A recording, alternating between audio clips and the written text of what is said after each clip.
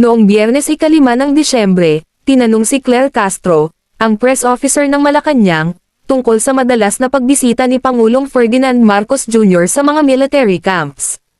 Partikular, tinutukoy ng tanong kung ang madalas na pagbisita ng Pangulo sa mga kampo ay bahagi ng pagsisikap niyang manalo ng suporta mula sa mga uniformed personnel, lalo na't may mga usap-usapan tungkol sa posibleng ouster plots o tangkang patalsikan ang administrasyon.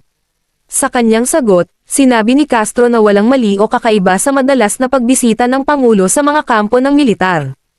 Ipinapahiwatig nito na ang Malacanang ay hindi nakikitang may anumang masamang intensyon o political maneuver sa likod ng mga pagbisita. Sa madaling salita, itinuturing ng Malacanang na bahagi ito ng normal na tungkulin ng Pangulo bilang Commander-in-Chief ng Armed Forces ng Pilipinas. Ang pananaw na ito ay tila nagpapababa sa anumang spekulasyon na ang Pangulo ay nagtatangkang magpalakas ng suporta sa militar para protektahan ang kanyang posisyon laban sa posibleng pag-atake, o tangkang puwersahang pagpapatalsik sa kanya.